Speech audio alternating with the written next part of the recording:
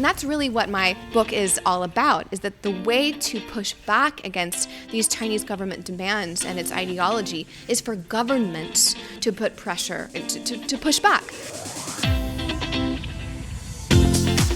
Hello and welcome to Perspectives with Neilo, a regular podcast that brings you news and views from around the world. You can find all of our past episodes on our blog site at pwneilo.com or by searching for Perspectives with Neilo on your favourite podcast app. In this episode, I'm chatting with Bethany Allen, award-winning China reporter for Axios and author of the book Beijing Rules, China's Quest for Global Influence. I sat down with Bethany in Taipei last November to talk about some of the many important topics covered in her book, including how the Chinese Communist Party exerts control over Chinese companies, as well as the CCP's propaganda reach and online disinformation operations. We also talked about how China ties market access to political acquiescence, her reaction to statements by Irish politicians on China, and much more.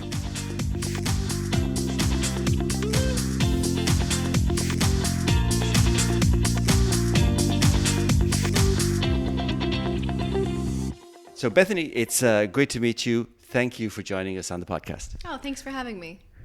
So maybe to preface our discussion, in Ireland and many Western countries, we don't get a lot of coverage in mainstream media of China unless there's some significant news event. At the same time, our governments and corporations are engaging with China all the time. In a recent podcast on Taiwan's new indigenous submarine, I spoke about how a Dutch business group had approached the Irish government in the early 90s to set up a submarine manufacturing plant in Cork in Southern Ireland. However, the Irish government blocked the project, even though the unemployment rate in Ireland at the time was maybe 12 to 15%, and we could have done with the jobs, because they feared that export of military components to Taiwan would incur diplomatic and economic retaliation from the Chinese Communist Party. The information only came to light under Ireland's Freedom of Information Act, which releases state papers 30 years after the fact. But it shows that even in the 1990s, China was having a significant influence in Ireland. Earlier this month, Ireland's Deputy Prime Minister and Minister for Foreign Affairs, Micheál Martin, had a 4-day visit to China. And although before the visit he had spoken about de-risking from China, after the visit, he seemed more convinced by China's message that globalization is inevitable. In your book, Beijing Rules, you explore in great detail China's quest for global influence and how it has evolved and advanced over the past decades, and also why it has had such impact. You've coined the term China's authoritarian economic statecraft. So maybe to begin, Bethany, would you be able to give our listeners an overview of what you mean by China's authoritarian economic statecraft? Yeah, authoritarian economic statecraft is the term that I use to describe the way that the Chinese government has created and honed these actually quite innovative forms of economic power to shape the decision-making of governments, companies, institutions, and individuals around the world to bring them more in line with the Chinese Communist Party's core interests. And your book begins around the pandemic and the early days with the virus spreading around the world. It seemed like the Chinese Communist Party at that point had failed in their quest. In fact, you quote Howard Markel from the School of Public Health at the University of Michigan, who said in Nature magazine in 2020 that the delay of China to act is probably responsible for this world event. So it seemed like the CCP's domestic legitimacy and global reputation, their whole governance model was poised to crumble at that point. Can you tell us about the CCP's response to that moment?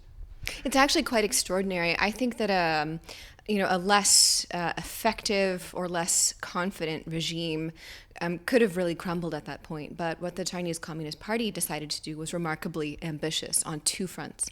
First of all was the domestic public health crisis. They determined that what they would do was completely eliminate the virus within China's borders. And they were, in fact, successful at that, which was astonishing. Within 2 months or so, there really were basically no cases, and thus began China's zero COVID policy, which in many respects quickly became the envy of the world. But its second reaction was perhaps even more ambitious, which was to try to stamp out the memory and the narrative beyond China's borders, that the pandemic even originated within China. So trying to the best of their ability through various means to silence people who talked about the pandemic originating in Wuhan, and to kind of feed and amplify disinformation narratives that cast doubt on China as the origins of the pandemic.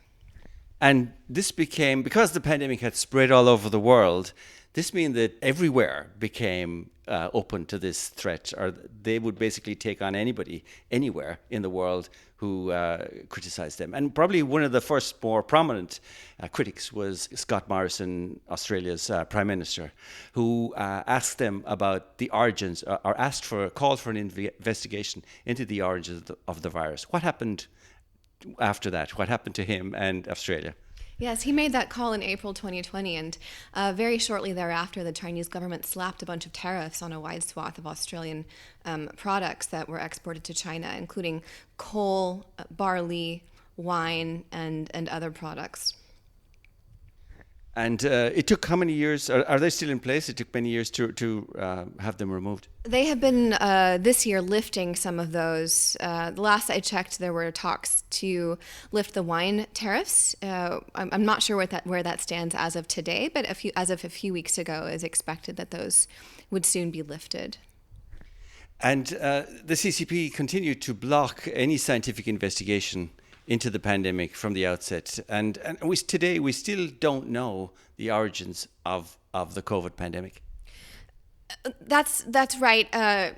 So what we did see, and what China was very effective at, was blocking World Health Organization scientists and investigators from, first of all, entering China, and then second, when they did finally let them do that, blocking them from having free access to all the data and other sources that those investigators requested, in addition to destroying quite a bit of evidence, including samples that were taken from the wet market in Wuhan, which was probably the first epicenter, the first major spreading event in Wuhan. So, the point that we're at in the world is that with the most significant pandemic in 100 years, we will probably never know exactly how the new virus came to be. If it was a zoonotic crossover event, or if it really did have to do with the Wuhan Institute of Virology, we'll probably just actually never know. And you have a whole chapter in the book on the global rush for masks, which I guess one of the key things in there for me is, many countries around the world very fast began to realize that they were dependent on China for PPE, for protective clothing to deal with the pandemic, and for masks, right? And China used this mass diplomacy again to further their aims, right? This was a big leverage for them. Yes, definitely. So it was partially just because the pandemic did begin in China, and then we had this effective response. So as cases started to spike in other countries around the world, that coincided right as China's own cases began to fall. And so what happened was, kind of simultaneously, there was this sort of big collective aha moment, or kind of a collective shocking realization across Europe and the US and other countries, that they literally could not produce the life-saving masks and other protective equipment that they needed, because over the past number of years they had outsourced that production mostly to China. Now, I want to be clear, there was, I would say, a bit of conspiracy theorizing in the early months of the pandemic that perhaps China had done this on purpose, that the Chinese government had sought to dominate PPE and mask production in case of such an event, and I think that is really going too far. But what we did see was that the Chinese government had something that everybody else wanted and needed. And this was something that Beijing played for maximum propaganda effect. That every time they donated or sold, made deals to sell masks and PPE to countries around the world, there was a huge propaganda push behind it. And, and they also, not just from their own diplomats, their own announcements, and their own, probably the world's largest state-backed propaganda apparatus, Chinese state media, but they also demanded this of the local side. Make sure your president is there at the tarmac to meet the shipment. Make sure your media outlets are there, blah, blah, blah. And the result of this was, among other things, that there was a pretty widespread belief or perception that the Chinese government, like for example in Europe, that the Chinese government was giving more pandemic aid than any other country.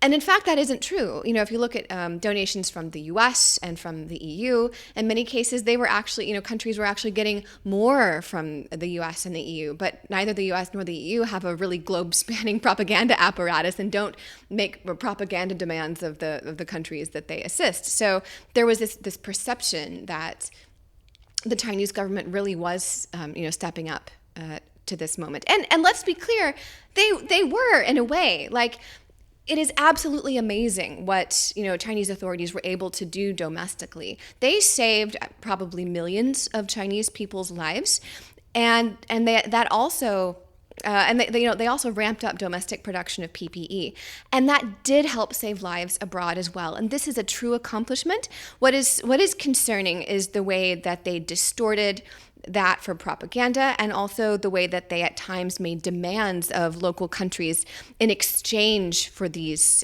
for this life-saving equipment.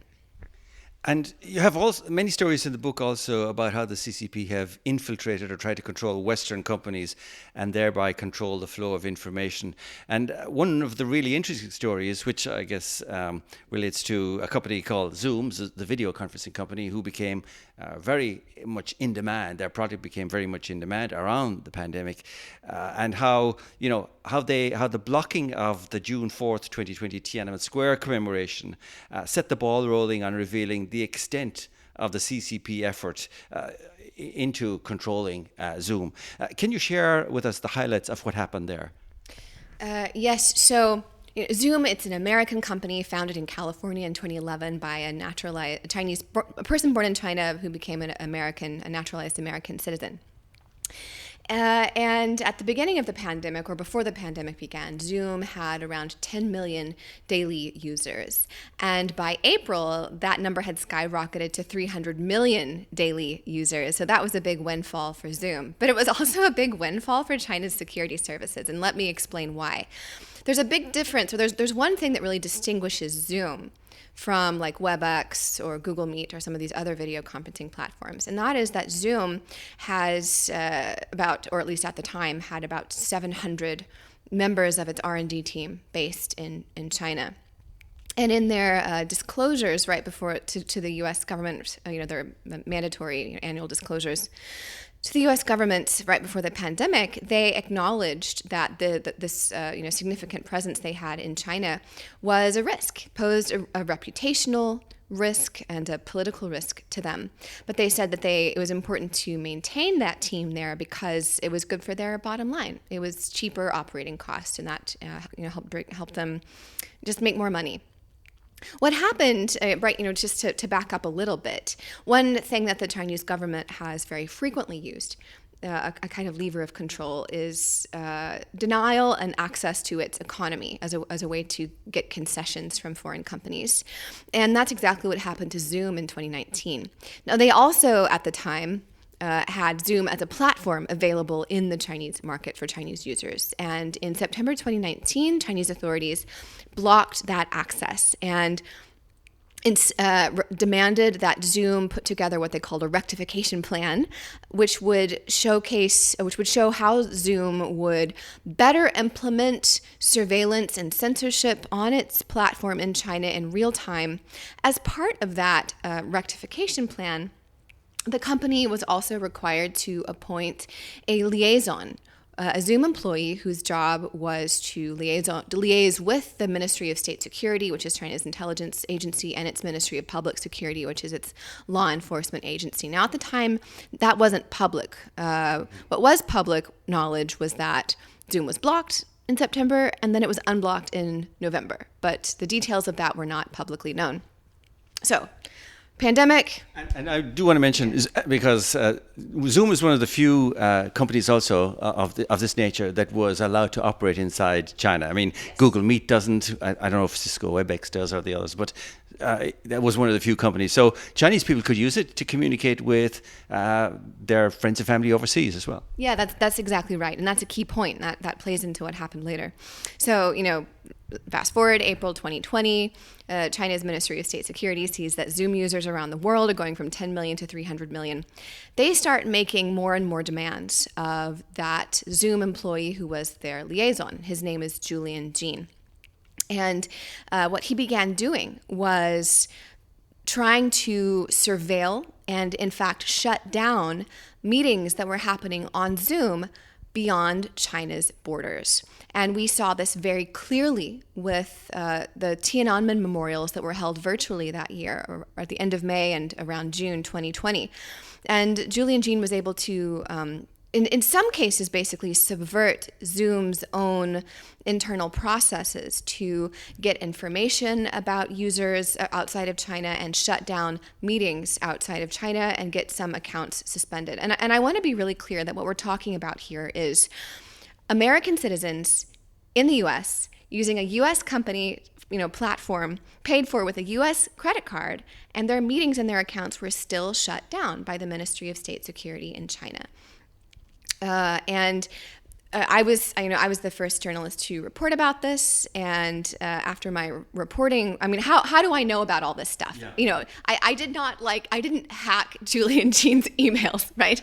What happened was the U.S. Department of Justice began an investigation after I did this reporting, and they used the powers of government to, subpoena emails and to subpoena, get devices, and they launched a full investigation of Zoom, found out about this, and issued a lengthy public indictment in December 2020, and also issued an arrest warrant for Julian Jean, who's in China and has not been arrested. And that is how we learned all about how the Chinese government was using Zoom and using the power of access to its economy to shut down freedoms outside of China's borders. And there are others as well. I think maybe our listeners may not be aware of how the CCP has wielded their power against Hollywood to control the speech of private corporations in democratic countries. And given the wealth and power of these large movie companies, that might be hard to believe for some. Tell us more about how they influence Hollywood. Yeah. Oh man, this is one of my favorite topics, because what it really does is show how this has actually been going on for a very long time, long before China's economy was the leviathan that it is now. So for 26 years, Hollywood, no major Hollywood studio has produced a major film that crosses any of the Chinese Communist Party's red lines. For 26 years. So the last time that happened was 1997. There were two major films that showed Tibet in a very compassionate light, that portrayed Tibet and Tibetans as a victim of Chinese military aggression and occupation. And those were 7 Years in Tibet with Brad Pitt, made by Columbia TriStar, and Kundun, which was a portrayal of the life of the Dalai Lama by Disney and Martin Scorsese. And after those films were made, the Chinese government blocked access to the Chinese market for Columbia TriStar and Disney.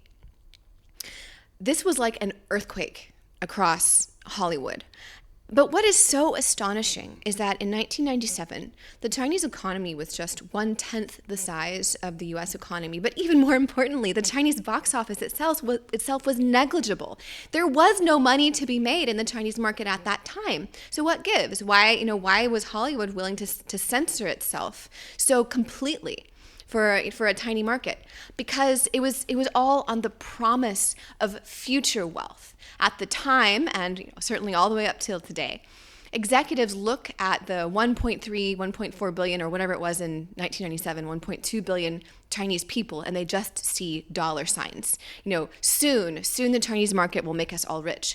And so on the promise of future wealth, America's probably greatest instrument of soft power projection censored itself and continues to do so up to the present moment. And I'll just add to that, this kind of censorship is very insidious because most of the time there's nothing to be reported about it. There's no smoking gun of a Chinese official had a meeting with an important producer in Hollywood and told him to censor it. That doesn't happen. What happens is it starts in people's minds from screenwriters who know that if they want to stand a chance of anyone buying their screenplay and turning it into a movie, they cannot write about human rights violations in China or the growing power of the Chinese military in a sort of a scary sense, or the way that the Chinese government has been suppressing Muslims in Xinjiang or Hong Kongers or Taiwanese or any of these things. And so these never get made into screenplays, which never get bought, which never get made. So it's just kind of an emptiness, just kind of a silence. And we saw, like, even the subtle things. Like, I remember Top Gun, the movie. The original one had a Taiwanese flag on the back of Tom Cruise's jacket. The remake didn't, right? Oh, yes. And don't you know that was absolutely intentional? And that's because one of the many tools, I write about how the Chinese government has been quite innovative in these very sort of selective but laser targeted tools for, access and denial to the Chinese market. One of them is, what are, in a way, that appear to be like nationalist consumer boycotts in China. And there have been so many examples of this especially over the past 10 years with the rise of Chinese social media, that, some users on like Weibo or whatever, WeChat or whatever, will, they'll screenshot a scene in a movie or, something like this and put a big red circle around something that offends the feelings of the Chinese people, so like, a small little Taiwanese flag emblem on somebody's jacket, it would be, just the perfect, opportunity for this. It goes viral online. People get upset. There's, calls for a domestic boycott, blah, blah, blah. And, I'm not saying that those people's feelings are not real, but rather it's, that the Chinese government has, since the early 1990s, implemented a patriotic education campaign. The Chinese government, especially under Xi Jinping, has really fanned grassroots nationalism in China. Also, the Chinese internet is very, very heavily censored, and only things that are approved by the government are allowed to go viral. And also, the Chinese government has actually been quite amazing at turning nationalist content into stuff that can actually, kind of go viral naturally. And so they can turn this on and off like a switch, this grassroots nationalism, and use it as a kind of a fire hose to aim it at foreign companies in a way that doesn't even appear like it's the government that's doing it. And so, foreign companies or Hollywood studios or whoever have to be careful not just of not offending Chinese censors themselves, but also the Chinese people. And speaking of that challenge that Western companies face with doing business in China, particularly tech companies, there's a very interesting quote in your book from Jacob Hellberg, who previously led Google's internal efforts to combat foreign interference and worked briefly on Project Dragonfly, Google's abandoned Chinese search engine project. He said the dilemma that companies like Zoom, Google and Apple are facing is how to be a company that has company values and then trying to build products that are value agnostic. It's really hard to articulate and defend that, and it's even harder over time when you try to gerrymander the same product where you make one version for one market and another version for the other market. What happens eventually is that one system wins over the other, and I suppose you end up with just one product and someone's values rule, right? Tell us more about what you've observed in that area. Oh, I love that quote by Jacob Hellberg. I think he's brilliant, and of course that's why I included that quote in the book. And Google itself is an incredible example of this because Google, to its credit, actually pulled out of the Chinese market in, I believe it was 2009, because the Chinese government was making more and more stringent censorship requests of Google's search engine. The companies that put their hands up said, we're not going to do it. We're just going to have Google Hong Kong. So they pulled out. However, a few years down the line, it seemed like they regretted that decision. And so there was back around, I don't know, it was 2018 or so, right around there, we learned that Google was secretly, and I mean very secretly, creating a bespoke pre-censored search engine for the Chinese market called Project Dragonfly. And when I say secretly, what I mean is the people in charge of this project were subverting the companies and circumventing the company's own internal ethics, procedures, and guidelines in order to create this this censored search engine. It was only pretty, brave internal company whistleblowers who leaked knowledge of this to the press. That's the only reason we learned about it before the project was launched. And even after that, it took about a whole year of really intense pressure from media pressure, company pressure, employee pressure, I should say, pressure from the U.S. government and lawmakers for Google to renounce, to basically permanently suspend this search engine.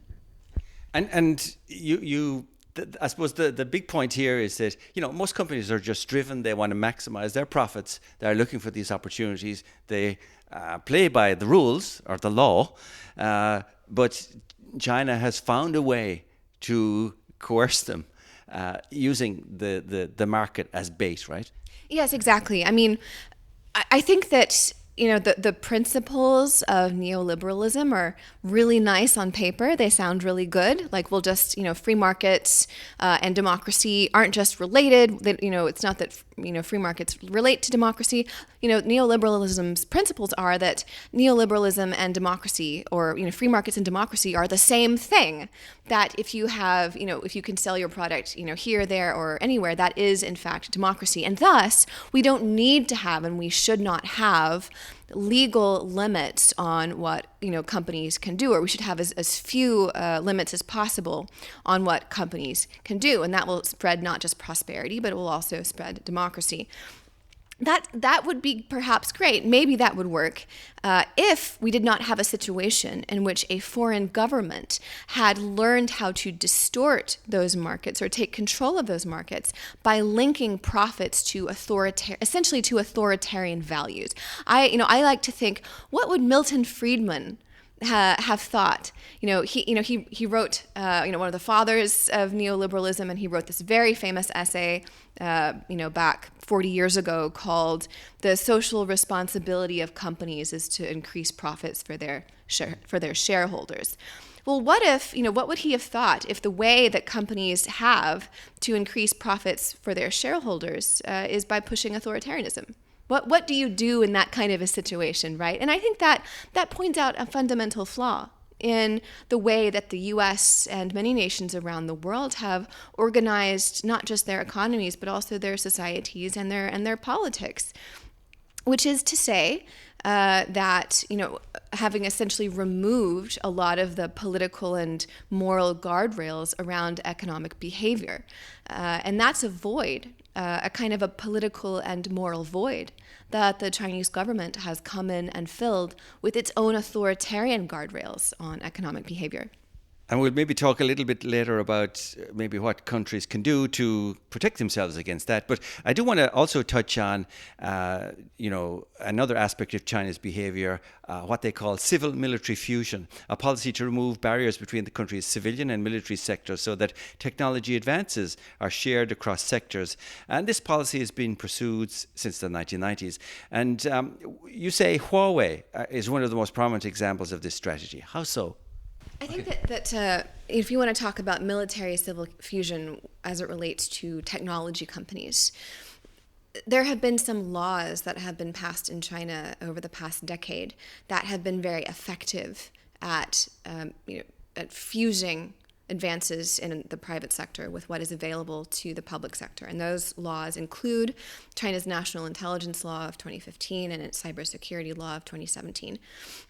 And those laws, among other things, require that Chinese individuals and entities must, upon request by Chinese law enforcement and intelligence agencies, provide information, data, and assistance, and keep that assistance a secret. So, any capability or data set or information that private Chinese companies have access to, they are required by law to provide those services to the Chinese government upon request.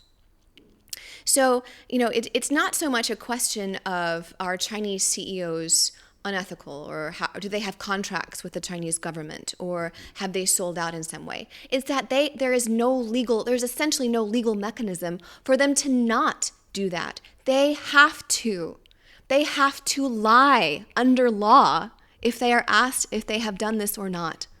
And so, a company like Huawei, just on paper, presents an extraordinary national security and information risk to any country that uses its technology to, for example, build 5G networks. Because if Huawei is running these, like running 5G networks or other sensitive information infrastructure, they are required, upon request by the Chinese government, to do whatever the Chinese government wants with that to the best of their ability. Now, the response that some democratic countries have taken is to try to build firewalls, between their sensitive systems and any Chinese company that may, be overlapping with that in some way. As someone who isn't a technical specialist, I can't speak to whether or not that is ever effective, but I know that a growing number of countries have come around to the U.S. position, which is that Huawei presents too great of a risk to allow it to have any form of access to sensitive information infrastructure. Huawei have denied being close to the Chinese government, but there have been some examples of, for example, when Meng Wanzhou was released and returned to China, the reception she got and the welcome she got was a state welcome back. So, I mean, there must be other connections as well, or other evidence that suggest Huawei's close relationship with the Chinese government. Yeah. Well, first of all, it doesn't matter whether or not Huawei is close to the Chinese government. Under law, it still has to do what the Chinese government asks of it under certain circumstances. So it doesn't matter. But with that aside, it's very obvious that Huawei is close to the Chinese government. And you give the example of the CFO, Meng Wanzhou, who was arrested in Canada under an extradition request from the U.S. government for alleged sanctions violations relating to Iran. What happened immediately thereafter was that the Chinese government detained 2 Canadian citizens in China. And those Canadian citizens were held exactly as long as Meng Wanzhou was. And as soon as, she was, I forget exactly how long she was detained in Canada, around a couple of years, maybe a little longer, around that amount. That is exactly how long the Canadian citizens were detained as well. This is the case of the 2 Michaels. The 2 Michaels, right? Michael Kovrig and Michael Spavor. So it's very, very clear that the Chinese government has Huawei's back and is also very, very comfortable flagrantly violating international norms and laws in order to support and back up Huawei whenever needed. Another area that you discuss is that of sister city twinning, which has become highly politicized by China. And many people may think this is, harmless engagement, exchange of cultural views and so on. But you discuss in the book how, there are now United Front Work Department members are engagement with the sister city twinning committees. And under this organization, under their sister city twinning organization, Shanghai used to be twinned with Prague. But in January 2020, Shanghai cancelled their sister city relationship with Prague. What happened? Yes. So in the past 3 years or so, the Czech Republic has greatly increased its unofficial ties with Taiwan and has strengthened those ties dramatically. It has really led Europe in doing so. Prague has established a sister city relationship with Taipei. The Czech Republic now sends regular delegations of officials and lawmakers to Taiwan. It has welcomed current Taiwanese officials to the Czech Republic. The Czech Republic was also the leading country in Europe to designate Huawei as a serious national security concern when it was not popular in Europe to do so. So the Czech Republic really has been a thorn in Beijing's side.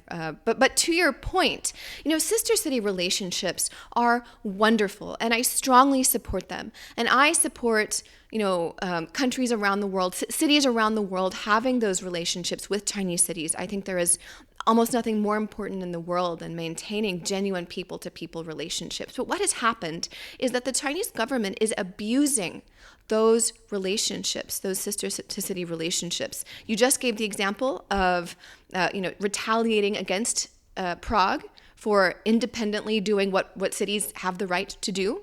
which is their own unofficial relations with anyone else or any other group of people in the world. And that, specifically when it comes to Taiwan, we've seen that over and over again. And I lay this out in my book, numerous examples of Chinese sister cities retaliating or threatening their American counterparts because of potential or existing relationships with cities in Taiwan. And, I want to be clear that this happens because the Chinese sister cities, unlike their counterparts in the US or other democracies, are directed by a central organization in Beijing, which is under the direct oversight of the United Front Work Department, which is the Chinese Communist Party's a Chinese Communist Party office, a bureau dedicated to amplifying support for the party and marginalizing dissent for its policies. And so you have a situation in which at times Chinese sister city officials with Chinese sister city relationships are very heavily incentivized to act in this way. And this is an abuse of what sister city relationships are intended to be, which is genuine, non-political exchange between human beings, not between central governments. And I suppose if the sister city program with China is totally politicized by the CCP, we can assume the same applies to Confucius Institutes, which, according to Wikipedia, claim to be public educational and cultural promotional programs funded and arranged by the Chinese International Education Foundation, a government-organized, non-governmental organization under the Ministry of Education for the People's Republic of China. I love gongos, government organized, non-governmental organizations. That's amazing. There's a bunch of those in the UN, by the way, that try to block, real NGOs that are critical of the Chinese government's policies. Again, in theory, I love the idea of the Chinese government funding, or some people in China funding Chinese language education around the world. I love that. I loved studying Chinese. I love using it. Language study is something that many populations don't have access to at all, and the U.S. government and other governments don't sufficiently fund that, especially for underprivileged populations. However, again, same issue here. The Chinese government abuses Confucius Institutes, or abuses the idea behind them, by baking censorship into the system. So Confucius Institutes are run by China's Ministry of Education and in partnership with the local schools. And essentially the education that happens in these classrooms cannot include free discussion of Taiwan, free discussion of Tibet, free discussion of Hong Kong. It's impossible. And we also know that's one kind of problem, is the censorship that is baked in. And it is my personal opinion that that kind of censorship has no place on an American university campus. We wouldn't tolerate that from funding from other sources. We shouldn't tolerate it from the Chinese government. But there's another reason for concern, which is a little bit different, which is that there are instances of Confucius Institute staff kind of using that relationship to try to extend that censorship outside of Confucius Institute classrooms to the rest of campus, and putting pressure on university staff and officials to maybe not hold certain events on campus because it could potentially jeopardize that relationship. For example, a number of years ago, there was a university that was planning to invite the Dalai Lama to come and give a talk, and Confucius Institute Chinese staff complained to university administrators about that. I believe the talk was canceled. That's obviously clearly inappropriate. So those are the concerns. I do think, at least if you read some U.S. News outlets and hear statements from some U.S. lawmakers, there have been concerns expressed about the Confucius Institutes, which I think are not serious concerns. They're not legitimate concerns, that the institutes may be involved in espionage, this kind of thing. That's just not what they do. We talked earlier a little bit about Chinese disinformation and disinformation campaigns. Recently, I read a report from the Pew Research Center. They published data that shows roughly 1/3 of US adults under 30 regularly scroll through TikTok for news. 200 55% increase since 2020. I'm assuming figures are similar elsewhere. What do you make of this? And have you come across examples of CCP influence on TikTok or its parent ByteDance? Okay, so ByteDance is a Chinese company in China, and it is fully integrated into the Chinese censorship architecture. All Chinese laws apply to ByteDance, which is, as we've already discussed, providing any kind of data or assistance upon demand and being required by law to keep that assistance a secret. So TikTok's owner is required to do that, or else it will cease to exist, and its executives would go to jail and their families would disappear. So let's be super clear about exactly what ByteDance is, or what pressures it is under. I am deeply concerned about TikTok as well, and I'm very glad that there has been intense scrutiny of it. Imagine, let's say in the 2016 U.S. presidential election, when we now know there were very intense and at times successful efforts by the Russian government to use Facebook and other American social media platforms to foment division and chaos and disruption in our own domestic political debates. Imagine if the Russian government had owned, or if Russian citizens owned Facebook and YouTube and Twitter, how much more severe that would have been. And so, the problem, the concerns about TikTok are so much more complicated than, what do you mean it's dangerous? It's just a bunch of dancing videos. That has nothing to do with it. It's that it potentially gives the Chinese government a lever to influence, if it wishes, at crucial moments, our public debates and our public narratives. That doesn't mean it's happening all the time. It means it's a potential that could happen. And TikTok's European headquarters is in Ireland, and the concerns from the EU on these same things we've been talking about. One of the solutions TikTok has proposed is to store all European data in Europe. But that doesn't seem like it will affect the algorithm, for example, which drives the content and the influence, right? Yeah, I mean, we do know of examples of content that would be viewed by the Chinese government as being politically sensitive, being censored from TikTok. And I think it's a question that we haven't really answered. What does it mean, for a company to store all of its data in Europe?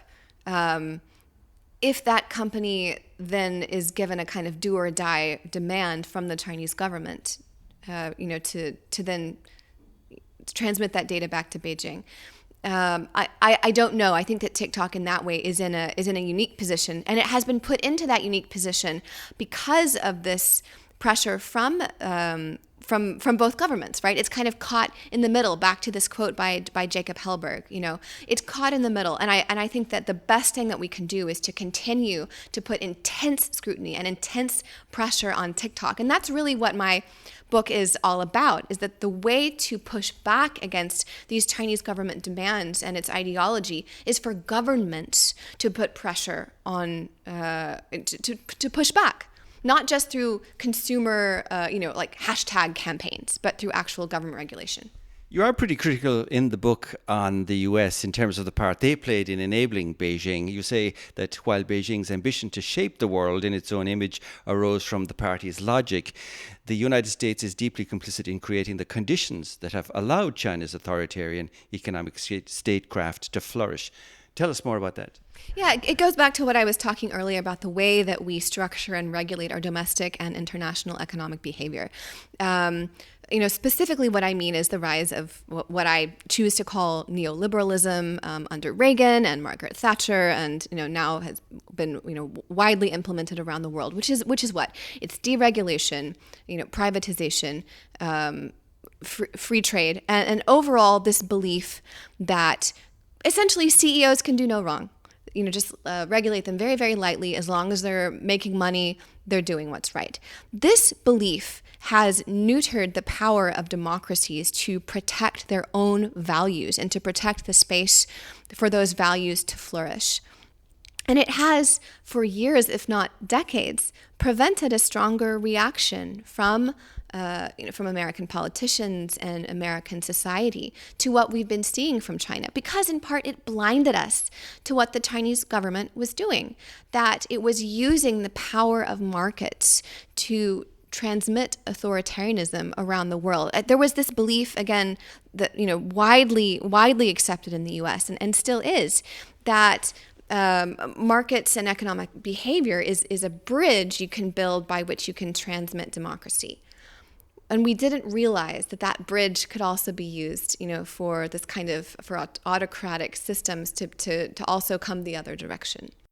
We talked earlier about China's adopting Russia's disinformation playbook, and we also hear these days more about China deepening its relations with Russia. There's that infamous quote of what Xi said to Putin on his last visit to Moscow. He said, "Now there are changes that haven't happened in 100 years. When we are together, we drive these changes." And China is also entertaining dictators from countries like North Korea, Syria, Iran. There's some speculation of an authoritarian axis. Is this a real alliance, or more like some gathering behind a common dislike of the US or Western democracy? What do you think? I don't think there's a distinction between those two things. This is not an alliance in, like a dictionary definition of the term, but is it a kind of an axis? Oh, absolutely.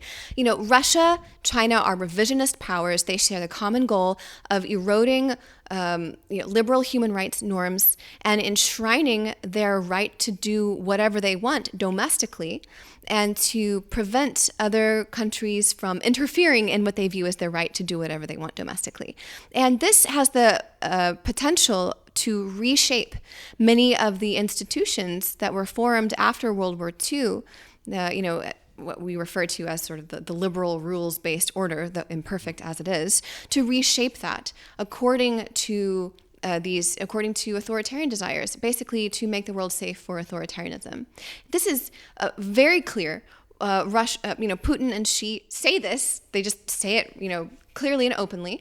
And they have increasingly not hidden their desire to bring more and more governments into this kind of umbrella. And a good example of this is the recent expansion of BRICS to include, I think, 6 additional countries, none of which are democracies. And we see it in many different kinds of initiatives. And so, for example, the Chinese government has a clear goal, not of replacing the US dollar as the world's reserve currency, but as making the RMB, or perhaps even in the future the digital RMB, as an acceptable substitute at times in order to evade US sanctions. And since Russia's invasion of Ukraine, the amount of RMB transactions that are happening internationally has risen dramatically, for example. So, we see initiatives like this aimed at weakening the power of the U.S. sanctioned state, weakening international human rights law mechanisms and norms, and rewriting norms such as the idea that political asylum should be enshrined and respected. I think that both China and Russia would prefer for there to be no such thing as political asylum at all. We have some left-wing politicians in Ireland who, in response to criticisms of the CCP, repeatedly say that China hasn't dropped a bomb on anyone in the last 40 years and that we should stop demonizing China. What do you say to that point of view? Well, they're currently committing an ongoing genocide in Xinjiang. But they're not using bombs to do it. They're using other methods. That doesn't make it better.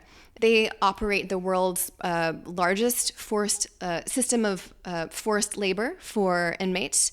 They imprison the highest number of journalists in the world. The list goes on and on and on of the lives that have been destroyed by the Chinese government's authoritarianism. I think that evil can come in many forms, and it can come in the form of bombs, it can come in the form of drones, or it can come in the form of such draconian domestic restrictions that people's lives are ruined. So, final question to wrap up then. Is there any light, you think, at the end of this tunnel? Are China just going to keep on exerting their authoritarian economic statecraft? And maybe just to preface that, I had a few points. You say neoliberalism's resistance to democratic intervention in economies that continues to stymie robust action to counter Beijing. And also, you say that it's because China's economy is so huge that this authoritarian economic statecraft works, but it runs the risk of becoming weaker if it's used too much. And I wonder if we are seeing that now with companies moving out of China, countries being more cautious on trade deals, the EU and the US taking action on de-risking and so on. What do you think? It is certainly the case that in the past 3 years, the Chinese government seems to perhaps have committed a bit of an overreach. I think that they dialed it up too much.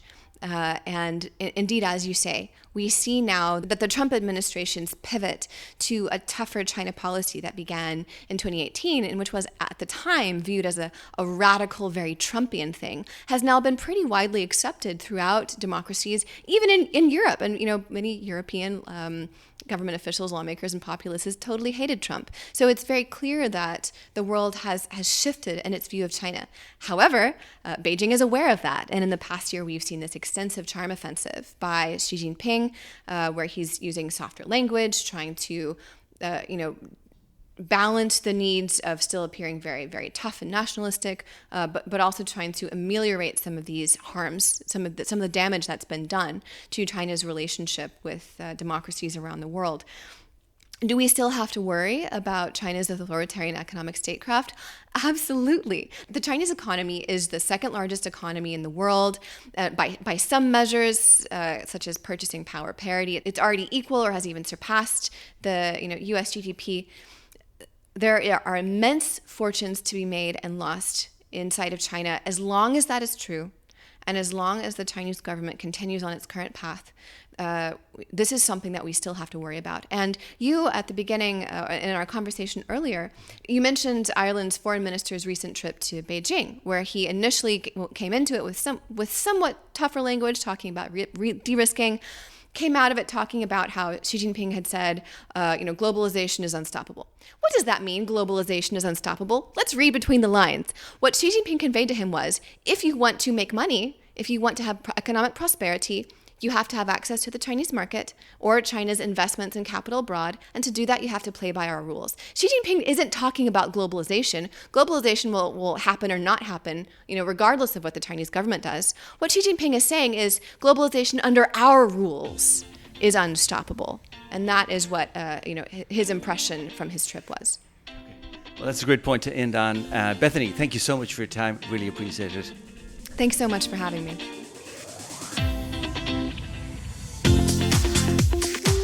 That's Bethany Allen, China reporter for Axios and author of the book Beijing Rules, speaking with me in Taipei last November.